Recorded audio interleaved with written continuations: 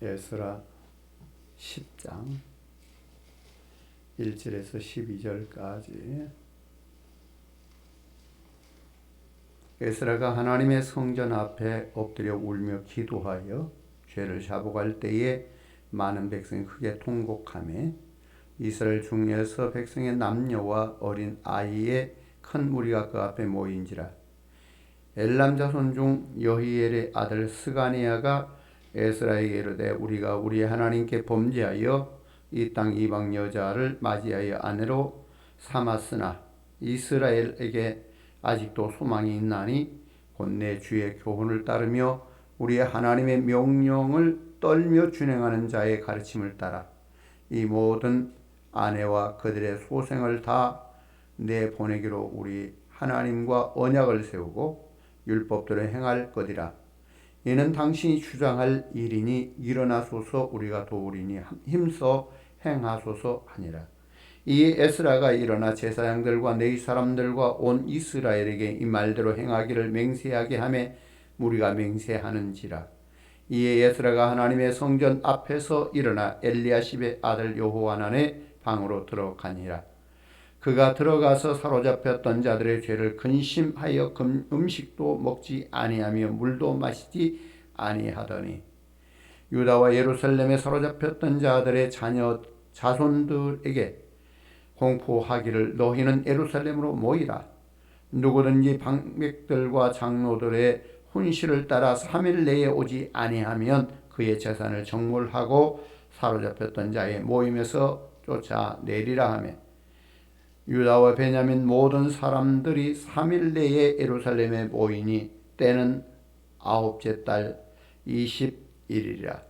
우리가 하나님의 성전 앞 광장에 앉아서 이 일과 큰 비 때문에 떨고 있더니 제사장 에스라가 일어나 그들에게 이르되 너희가 범죄하여 이방 여자를 아내로 삼아 이스라엘의 죄를 더하게 하였으니 이제 너희 조상들의 하나님 앞에서 죄를 자복하고 그 뜻대로 행하여 그 지방 사람들과 이방 여인을 끊어버리라 하니 모든 회중이 큰 소리로 대답하여 이르되 당신의 말씀대로 우리가 마땅히 행할 것이니이다.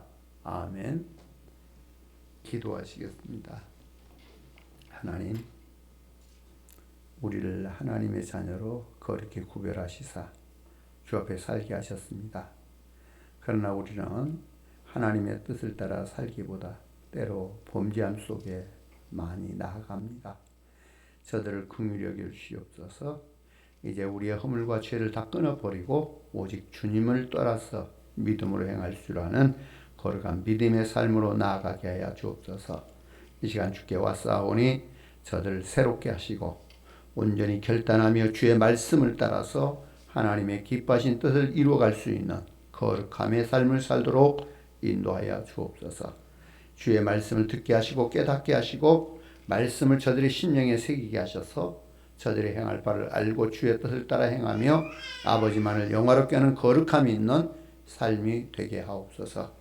이 시간 주의 말씀으로 새롭게 하셨기를 기도하옵고 예수님의 이름으로 기도드립니다. 아멘.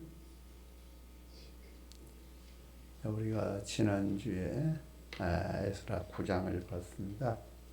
자, 거기에 보면 예루살렘 성전에 도착하여서 감격스럽게 제사를 드리고 또 방백들의 보고를 통해서 한편으로는 이스라엘의 어두운 현실을 깨닫게 되는 이런 상황들을 보았습니다. 자, 그것은 이스라엘 백성들이 이방 사람들과 구별되이 살지 못하고 온갖 이방 여자들 아내와 며느리로 이렇게 삼아서 세상과 뒤엉켜져 있는 이러한 역사를 보고받는 거죠. 특히 그런 일에 방백들과 고관들이 앞장서 있다라고 하는 이런 사실을 들었던 겁니다. 자, 이런 현실 앞에 에스라가 기가 막혀서 하나님 앞에 울면서 옷을 찢고 정말 회개하며 기도하고 있었다라고 하는 걸 보았습니다. 자, 그 회개 기도 중에 보면은 우리가 하나님의 명령과 법도를 불순종하다, 이렇게 오랜 세월 수치와 조롱을 받고 멸시를 받다가 하나님의 은혜로 겨우 이제 회복이 되었는데 회복된 지 얼마나 되었다고 이렇게 또다시 범죄하느냐라고 하는 사실인 겁니다. 자, 오늘 말씀에는 회개 기도하던 에스라를 따라서 백성들이 자발적으로 호응하면서 하나님을 말씀에 비추어 잘못된 것을 고치는 개혁에 적극적으로 참여하겠다라고 하는 이야기. 자, 그리고 에스라는 이제 일어나서 이스라엘 내에 대대적인 회개 운동을 일으키는 이 역사가 오늘 말씀 속에 담겨져 있습니다. 자, 에스라 1장에서 6장까지는 성전 재건의 기록이 있고 7장에서 10장까지는 신앙 개혁의 이야기가 담겨져 있습니다. 자, 에스라가 예루살렘에 돌아왔을 때 자폰으로 인해서 크게 애통해했고 오늘 말씀에 보면 에스라는 통혼한 이방 여인들을 내보내게 함으로써 개혁의 역사를 이루는 이런 역사가 오늘 말씀 속에 그대로 담겨져 있습니다. 자, 에스라의 회개에 백성들의 동참함과 그 역사를 통해서 개혁을 이루는 이 사실들을 우리가 보게 되는데, 자, 오늘 말씀 1장에 보면은 에스라가 하나님의 성전 앞에 엎드려 울며 기도하여 죄를 자복할 때에 많은 백성이 크게 통곡하며 이스라엘 중에서 백성의 남녀와 어린 아이의 큰 무리가 그 앞에 모인지라. 자, 이렇게 되어 있습니다. 자, 에스라가 하나님의 성전 앞에 엎드려서 눈물로 기도하며 죄를 자복할 때에 에스라와 뜻을 같이 하는 사람들이 함께 모여와서 통곡하게 되었고, 통곡하는 사람들을 보고 남녀노소를 막론하고 많은 사람들이 모여와서 함께 큰 소리로 통곡하는 이런 상황들을 볼 수가 있는 거예요. 자, 2절에 보면 그때 스가냐라고 하는 사람이 에스라에게 말하는 내용들이 2절에서부터 4절까지 볼 수 있습니다. 자, 우리가 우리 하나님께 범죄하여 이 땅 이방 여자를 맞이하여 아내로 삼았으나 이스라엘에게 아직도 소망이 있나이다. 곧 내 주의 교훈을 따르며 우리 하나님의 명령을 떨며 준행하는 자의 가르침을 따라 이 모든 아내와 그들의 소상을 다 내보내기로 우리 하나님과 언약을 세우고 율법대로 행할 것이라. 이는 당신이 주장할 일이니 일어나소서, 우리가 도우리니 힘써 행하소서 하니라. 자, 이렇게 지금 스가냐가 지금 에스라에게 권하는 거죠. 자, 우리가 하나님 앞에 큰 죄를 범하였지만 그래도 우리에게 소망이 있으니 곧 우리가 우리의 죄를 버리면 되지 않겠느냐라고 하는 이러한 사실을 말하는 거죠. 곧 이방의 아내들과 그 소생들을 다 내어 보내면 되지 않겠느냐라고 하는 이야기예요. 자, 이 일을 이렇게 주장할 사람이 에스라, 당신이란 이야기입니다. 당신이 지금 이 일을 해야 되지 않습니까? 라고 하는 이야기예요.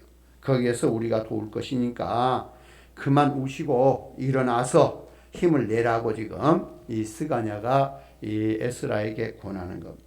자, 이처럼 백성들은 죄의 실상을 듣고 누구를 탓하기보다 지금 먼저 하나님의 성전에 올라가서 울며 기도하는 에스라의 회개에 백성들이 동참하게 되는, 이게 만약에 에스라가 그 사실을 보고 너희가 왜 그랬느냐라고 저들에게 화를 내고 그냥 저들에게 죄를 막 치추궁을 하면 반감을 가지고 대적하고 했을지 몰라요.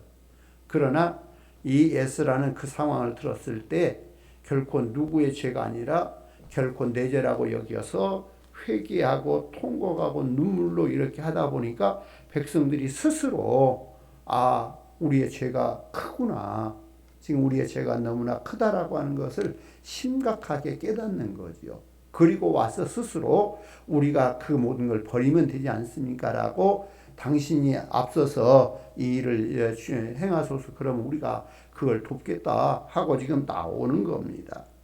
자, 이는 자신의 죄를 인식하지 못하고 있던 백성들에게 하나님 앞에 엎드려 회개 기도를 드리는 에스라의 모습을 인해서 저들이 깊은 감동을 받았다라고 하는 이야기예요.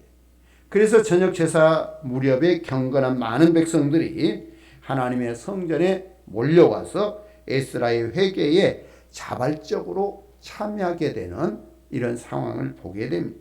자, 그들 역시 이방 여인과 통혼한 이스라엘 공동체의 죄의 심각성을 깨닫고 에스라를 따라서 크게 울면서 함께 회개 기도를 하는 이런 상황을 볼 수 있고요.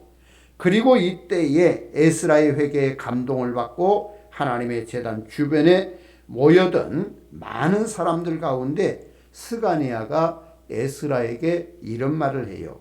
2절 부분에 보면은 우리가 우리 하나님께 범죄하여 이 땅 이방 여자를 맞이하여 아내로 삼았으나 이스라엘에게 아직 소망이 있나이다.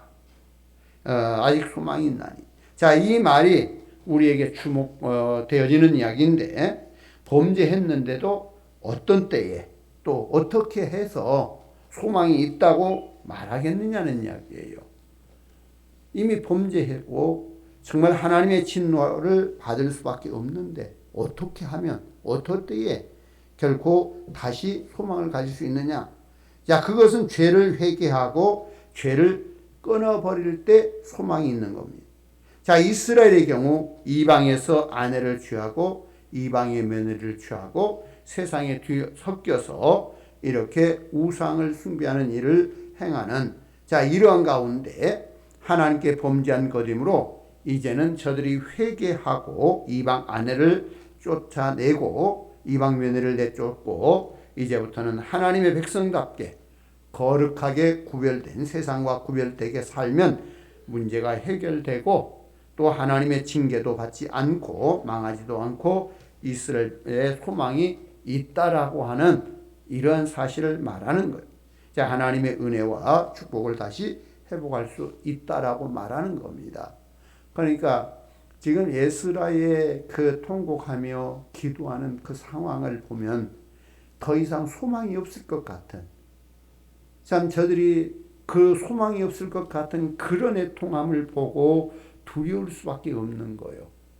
그러면서도 지금 다시 한번 우리에게 소망이 있습니다. 그 소망은 우리가 지금 죄라고 하는 그 자체를 버리면 되지 않습니까? 끊어버리면 되지 않습니까? 사실 결혼해 사는 아내를 이방 여인이라고 해서 내쫓는다는 건 쉽지 않아요. 정말 자기 생명과 같은 그런 상황을 끝낸다는 건 쉽지 않아요. 그러나 우리에게 소망이 있다. 아내도 며느리도 그의 자손도 결코 하나님 앞에 잘못된 것이기 때문에 근본적으로 끊어버리면 되지 않습니까? 하고 지금 이렇게 제시하는 거죠. 오늘날 우리 성도님들도 또 우리 가정도 우리 사회도 참 모든 것이 죄를 끊어버려야 되는 거예요. 죄라고 하는 것은 끊어버려야만이 소망이 있는 겁니다. 근데 사실 내가 이거 잘못됐다라고 알면서 끊어내기가 쉽지는 않아요. 그러나 하나님이 원치 않는 것은 단호하게 끊어야 된다는 거예요.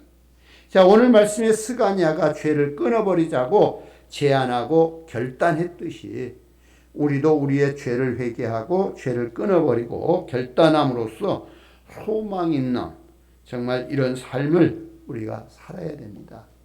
죄를 끊지 않고는 우리에게 소망이 없어요.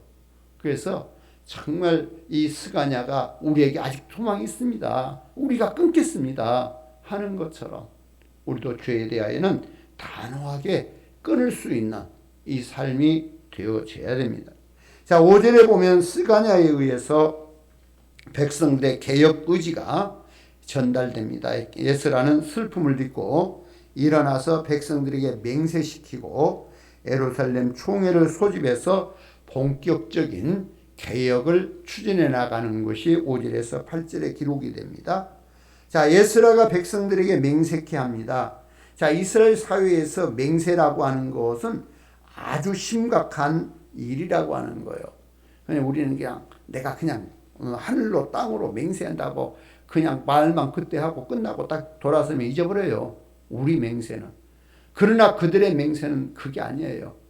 정말 하늘로 맹세한다 그러면 그는 그 생명을 걸고 지켜야 되는 아주 심각한 것인 것을 우리가 알 수 있어요. 참 이처럼 맹세하는 사람들은 자신이 그 약속한 것을 어떤 경우에도 지켜야 된다라고 하는 절대적 의무를 가지고 있는 거죠. 그러니까 우리가 맹세하겠다, 끊어버리겠다. 사실 힘들고 어려운 거, 정말 자기의 수족과 같은 것을 딱 끊어낸다는 것은 쉽지 않아요. 그럼에도 저들은 이렇게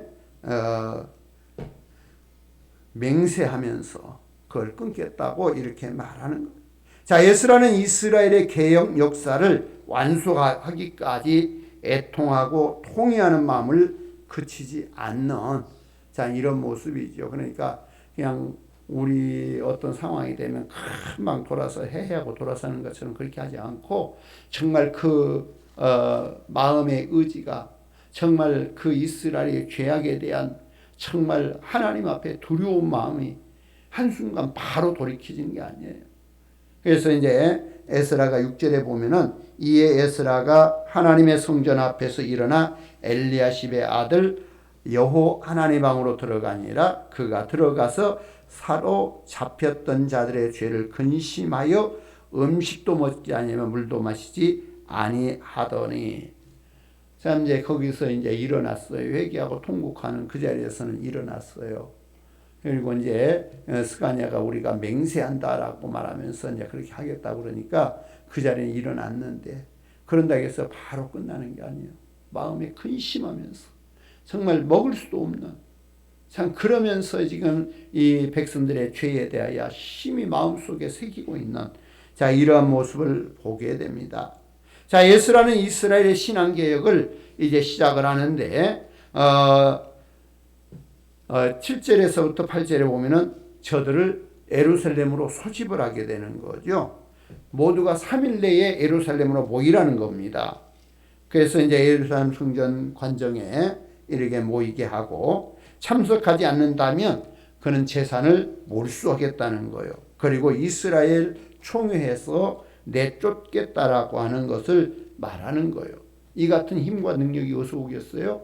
아닥사스 왕이 저를 보낼 때 그 모든 법적인 통치권을 저에게 주었던 거지요. 사법권을 주었기 때문에 그는 이와 같은 강력한 그 사법권을 행사하는 가운데 만약에 이 총회에 오지 않으면 이 총회 무리 속에서 저들을 쫓아버리겠다 하고 지금 강력하게 모일 것을 권하고 있어요. 자, 그래서 예루살렘 총회가 개혁을 집행하는 상황이 9절에서 15절까지 쭉 나오게 됩니다. 자, 그래서 에스라의 공포문을 접한 이스라엘 백성들은 3일 내에 모두가 예루살렘 성전 광장에 모이게 되고 그들은 마침내 그때에 비가 내렸어요. 그러니까 지금 공포한 내용도 두렵지요.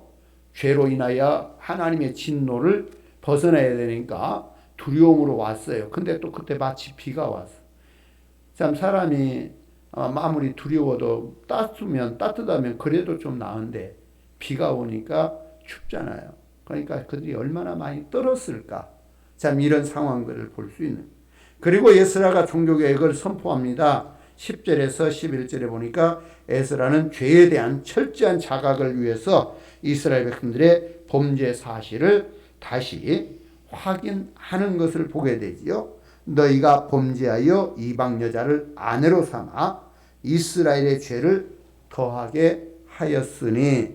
자, 이렇게 지금 말한 후에 에스라는 참된 회개에 따르는 두 가지 결단을 제시하는 거예요. 참 너희가 이제 이방 여인을 맞아서 죄를 범했으니까 너희가 참된 회개를 해야 된다. 두 가지 결단을 해야 된다.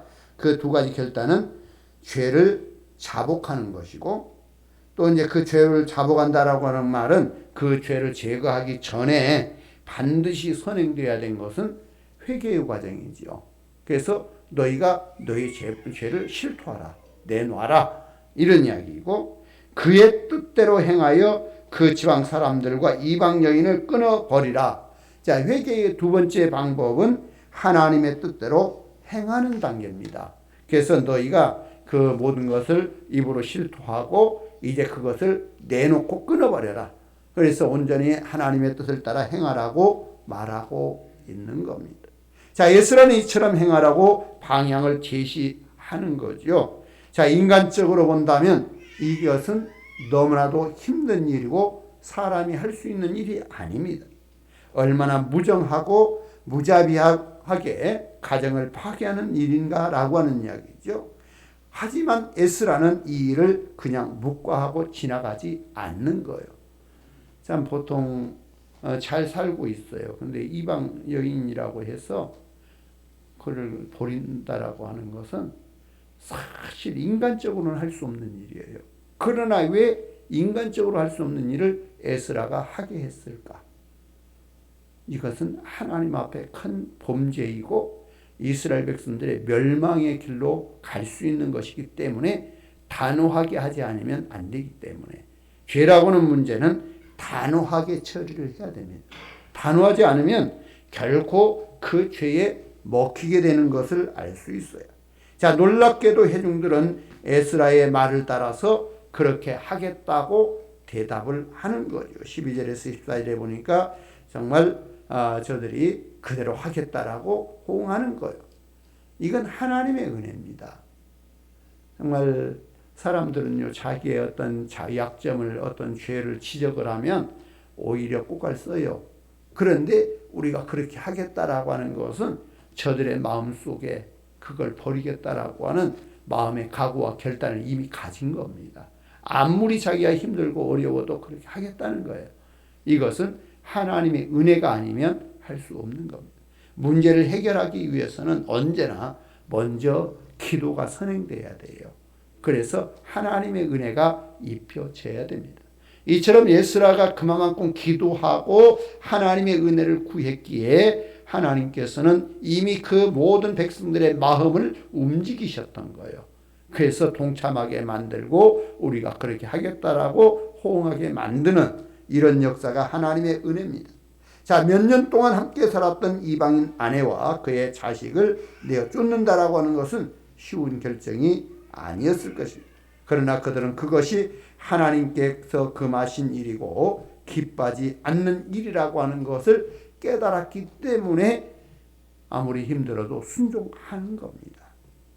자, 물론 4명의 반대자들도 나왔지만 그렇게 대다수가 하나님의 뜻을 순종하는, 적극적으로 순종하는 것은 놀라운 일이 아닐 수가 없는 거예요. 참 이 큰 일을 모두가 순종한다는 건 쉽지 않아요. 100%는 다 될 수가 없어요. 그러나 4명의 사람이 2명은 적극적으로 안 된다고 그러고 2명은 같이 따라서 동조하고 이렇게 해서 저들이 말을 합니다. 자, 그러나 우리는 하나님의 뜻이라면 불리하든 손해보든 내 본성에 내 욕망에 어긋나더라도 기꺼이 하나님의 뜻에 아멘으로 순종하는 자들이 되어져야 됩니다. 하나님 앞에 살아가는 사람은 결코 하나님의 뜻이 아니다고 한다면 정말 내가 손해를 봐도 끊어낼 수 있는, 그대로 이렇게 단절시킬 수 있는 삶을 살아야 돼. 하나님의 뜻을 알면서도 욕망에 끌려 아직도 끊지 못하는 것, 질질 끌려다니는 것이 우리에게 있지 않는가? 죄의 문제가 우리에게 그렇게 있지 않는가? 우리는 한번 생각해 봐야 돼요. 참 담배 끊는다는 건 쉽지 않잖아요. 근데 본인들이 끊는다고 몇 번 하면서도 못 끊는 이런 모습들. 이제 그게 하나의 예가 될 수 있는데 참 많은 부분이 우리에게 있어요. 우리가 죄악이라고 여기면서도 끊지 못하고 질질 끌려다니는, 그러나 저들은 단호하게 이렇게 끊었던 것을 보게 돼요. 정말 우리 또 이 이스라엘 백성들이 에스라 때에 단호하게 또 즉각적으로 결단하면서 적극적으로 이렇게 따르기로 순종하기로 했던 것처럼 우리도 죄라고 여겨지는 부분에 대해서는 이만큼 단호하게 끊고 하나님의 뜻을 따를 수 있기를 바랍니다. 자, 그리고 백성들은 개혁의 진행 방법을 제안을 합니다. 그 개혁을 어떻게 할 것인가, 그 개혁의 진행 방법을 제안을 하는데 이 일을 전담해서 맡을 관리를 세우자고 말하는 겁니다. 자, 그리고 각 지역별로 장로들과 재판장들과 관련자들을 파악해서 관리를 도와주자라고 하는 이러한 것을 제안을 하고, 참 이것은 합리적인 제안이죠. 왜냐하면은 각 지역의 장로들은 누가 이러한 일에 관련되었는지 평소부터 잘 알고 있고 파악에 용이하기 때문에, 그래서 각 지역의 그 장로들, 방백들, 그들을 통해서 이걸 관리하도록 하자 하고 지금 제안을 했던 것을 보게 되는 거죠. 자, 이방 여인과 통혼한 사람들을 조사해서 명단을 밝히는 게 16절에서 44절까지 기록이 되어져 있습니다. 자, 16절 17절에 보면 백성들의 의견을 수렴해서 에스라가 그 종족을 따라서 지명된 족장들 몇 사람을 선임해 가지고 조사위원회를 구성을 해서 10월 1일에 시작해서 1월 1일까지 3개월 동안 그 모든 것을 조사를 마쳤던 것을 보게 되는 거죠. 여기서 이방 여인을 내보내기로 앞서서 에스라는 누가 이방인의 아내를 맞이하였고 그 중에서 누가 여전히 우상을 숭배하고 있는지 조사하기 위해서 사람들을 지명해 세웠고요. 지명된 사람들은 각 종족에서 충분히 인정받는 자로서 신앙과 능력을 갖춘 사람들이었고, 이들은 지역의 장로들과 재판장들로부터 필요한 도움을 받아서 신중하게 일들을 진행했던 것을 보게 되는 거예요.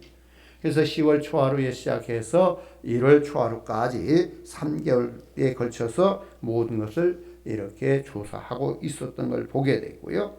개혁은 이스라엘의 공동체의 신앙의 순수성을 보존하기 위한 것이므로 하루 이틀에 간단하게 처리될 것이 아니고 정확하게 처리되어야 되기 때문에 이 긴 기간을 가지고 처리했던 것을 보게 됩니다. 자, 그러므로 충분한 시간을 가지고 이방인 여인과 결혼한 가정에 대해서 정확하게 조사가 필요했던 것이에요. 그래서 3개월 동안 조사했던 걸 봅니다. 자, 그리고 이방 여인과 결혼한 사람들의 명단을 밝히는 거예요. 성경에는 그 명단이 밝혀져 있어요.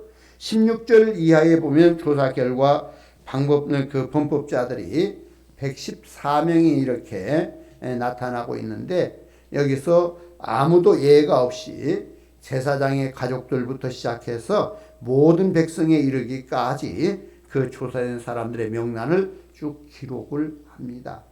명단을 자세히 보면 18절에서 22절까지 제사장 출신의 명단이 18명이 나오고, 23절에 24절에 보면 레위인의 명단이 10명이 나와요.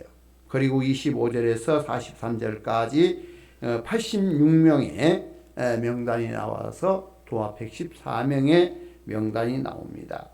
자, 종교 지도층들이 전체 중에서 24%가 나오게 되는 것은 가장 성결하고 거룩해야 될 제사장과 레위인들이 이렇게 타락의 길로 행했다라고 하는 것을 볼 수가 있는 거예요.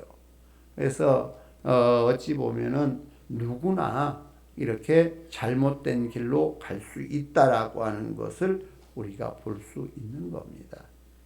자, 이처럼 이방 여인과 결혼에 연루된 자들의 이름을 일일이 공개한 것은 자신들의 죄를 확실하게 드러내놓고 자타가 함께 인정할 수 있는 완벽한 회개를 이루어낸다라고 하는 사실을 말할 수가 있는 거예요. 자들의 잘못된 것을 밖으로 드러내는 거다라고 하는 것은 결코 본인도 회개 의지가 분명해야 되고, 또 다른 사람들도 그 문제에 대한 심각성을 분명히 알기에 그 회개할 수 있는 상황을 만들어가는. 자, 전체 조사 결과 114명이라고 하는 것은 적은 숫자라고 말할 수 있겠지만, 그러나 3개월 기간 동안 조사위원회를 두고 철저히 조사해서 명단을 공개한다는 것은 매우 중요한 일이에요. 이건 철저히 조사하고 이걸 드러낸다라고 하는 것은. 자, 오늘날 우리 사회에서 사건이 터지게 되면 어떻게 하던가요? 큰 소리 쳤다가 나중에는 쏙 들어가요. 그리고 조사를 해도 그냥 싹 해놓고 대충 힘없는 몇 사람만 앞에 세워서 타켓 잡고 나머지는 싹 들여보내는, 자, 이런 일들을 보게 되는, 그러다 보니까 역사는 계속 그런 역사들을 또 만들어내는 이런 모습을 보게 됩니다. 자, 하나님을 믿는 자들에게 있어서 최고의 가치 기준은, 절대적 기준은 하나님의 말씀대로 사는 것입니다. 하나님의 말씀대로 살지 못한 사실이 있다면 그것은 무엇이든지 철저하게 고쳐야 되는 거죠. 그러니까 지금 이스라엘 백성들이 에스라가 이 개혁하는 개혁에 철저하게 조사하고 철저하게 회개하고 돌이키면서 전부 내보내는, 이걸로 해서 이스라엘의 죄악상을 끊어내는 이러한 모습을 보게 됩니다. 자, 그래서 아무리 큰 대가를 치르더라도 다시 하나님의 말씀으로 온전히 돌아가야 하며, 결코 우리는 이런 상황으로 돌아가면 안 돼요. 적당히 타협하거나 아니면 대충 하고 그만하는, 변명하고 합리화하고 보이지 않도록 덮어버리고 다음으로 미루고 참 본질을 흐려버리는, 이렇게 해결해서는 안 된다는 거예요. 명확하게 그 부분들을 처리해야 된다라고 하는 것을 우리는 알아야 됩니다.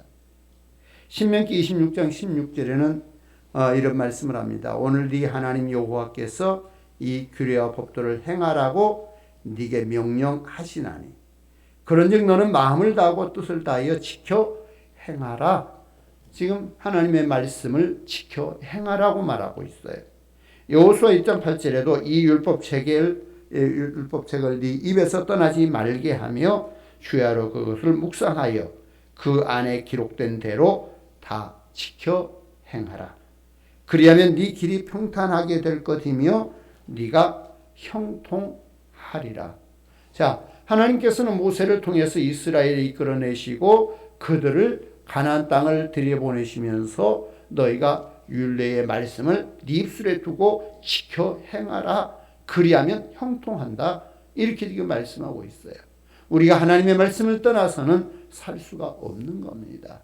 주의 말씀을 따라 행할 때 형통함의 은혜를 주신다라고 하는 사실을 분명히 하고 있는 겁니다. 자, 오늘 우리는 에스라의 개혁을 통해서 무엇을 배울 수 있는가라고 하는 교훈을 우리가 보고자 합니다. 먼저 우리는 죄를 회개하고 죄를 끊어버릴 때 소망이 있게 된다라고 하는 교훈을 얻는 겁니다. 자, 오늘날 우리 성도들, 가정들, 또 교회, 또 나라와 민족과 모든 그 역사에서 철저하게 회개하고 죄를 끊어버림으로써 소망을 갖는다라고 하는 것을 우리가 기억해야 돼요. 결코 내 안에 어떤 죄를 그대로 두고는 우리에게 소망이 있을 수가 없는 겁니다. 에스라가 그토록 괴로워하면서 통곡하면서 정말 이스라엘의 죄악에 대해서 심히 두렵고 떨림으로 이렇게 통회하는 그것을 스가냐는 아직도 소망이 있습니다 라고 말할 수 있었던 것은 우리가 그 죄의 모든 것을 끊어버리면 되지 않습니까? 라고 하는 이야기예요. 오늘 하나님 앞에 살아가는 사람은 죄를 끊지 아니하고는 우리에게 소망이 있을 수 없기에 우리의 죄를 끊는, 그래서 다시 한번 소망을 갖는, 그래서 정말 가정적으로도 교회적으로도 또 나라와 민족적으로도 죄를 끊지 아니하면 소망이 되지 않지만 죄를 끊으면 다시 한번 하나님의 긍휼을 입을 수 있는 소망이 된다라고 하는 것을 기억할 수 있기를 바라요. 또 이스라엘 백성들처럼 하나님의 뜻을 알았을 때에는 결단하고 결심하고 즉각적이고 적극적으로 하나님의 뜻을 따르고 순종하는 우리가 되어야 된다라고 하는 거예요. 그런데 자기 뜻 주장해 버리면 일이 될 수가 없습니다. 에스라가 개혁을 이루려고 할 때에 결코 혼자서 이룰 수 있는 개혁은 아니에요. 백성들이 함께 따라주고 호응할 때 저들이 즉각적으로 그래 우리가 알고 보니까 우리가 죄를 범했고 결코 하나님의 진노가 우리에게 내릴 수밖에 없는 상황이 되었구나라고 깨달았을 때 저들이 즉각적으로 우리가 돕겠다. 정말 우리를 이끌어 달라 하고 저들이 자신들의 죄에 대한 심각성을 깨닫고 이렇게 할 때에 결코 저들에게는 다시 한번 개혁의 역사와 함께 소망이 주어지는 것을 보는 거죠. 그래서 오늘 우리가 어떻게 행할 것인가를 우리가 분명히 볼 수 있어야 됩니다. 또 이스라엘 백성들을 본받아서 죄에 대하여는 철저하고도 단호하게 그 뿌리까지 뽑아버리는 우리가 되어야 된다라고 하는 거예요. 죄라고 하는 문제는 단호하게 뿌리까지 뽑아야 됩니다. 우리 속담에는 바늘 도둑이 소독된다라고 해서 어렸을 때 조그마한 문제가 있어도 그걸 바로 끊지 않으면 안 된다라고 하는 것을 말해주고 있잖아요. 그래서 하나님의 백성의 삶의 의지는 정말 우리 안에서 죄라고 하는 것은 근본 뿌리까지 싹 뽑아버려야만이 새롭게 될 수 있음을 알게 되는. 자, 우리가 옛 생활을 버리고 잘못된 삶을 버리려면 엄청난 대가를 지불해야 된다라고 하는 것도 보게 되는 거죠. 그래서 에스라 시대처럼 오늘 이 시대에도 우리는 회개하고 올바른 삶을 살기 위해서는 대가가 지불되어야 된다라고 하는 것. 정말 저들의 대가는 뭐요?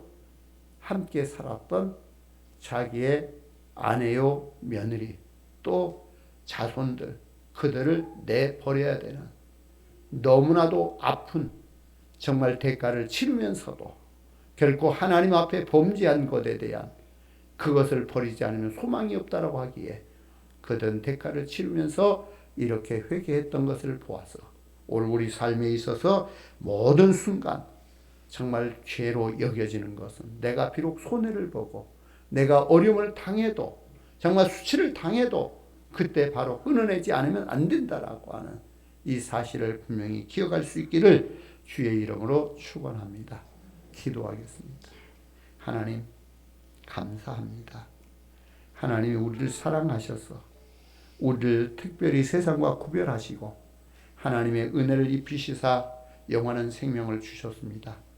그러나 아직도 우리는 세상을 바라보고 세상의 연민을 느껴서 다시 한번 범죄하고 또 주의 뜻을 쳐버릴 때가 많습니다. 하나님 저들을 긍휼히 여겨 주시옵소서. 다시 한번 저들이 소망을 가질 수 있도록 죄는 끊어버리고 단호하게 죄에 대해서는 떠날 수 있는 오늘 우리의 삶이 되게 하시어 이제 다시 한번 하늘의 소망을 가지고 하나님이 부르신 그 부름의 뜻을 향하여 달려갈 수 있는 믿음의 사람, 하나님 보시기에 아름다운 영적 소망을 가지고 생명의 삶을 살아가는 주의 자녀들의 삶이 되도록 하나님이 인치시고 복을 베푸시옵소서.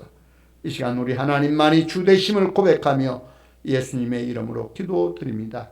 아멘. 지금은 우리 주 예수 그리스도의 은혜와 하나님 아버지의 무한하신 사랑하심과 성령의 감동 감화 역사하심이 오늘 주 앞에 서며 주의 이름을 부르는 모든 주의 자녀들 단호하게 죄에 대해서는 끊고 주님을 바라며 산 소망을 갖기를 원하는 모든 주의 자녀들 머리 위에 영원히 함께 계시옵기를 간절히 축원하옵나이다. 아멘.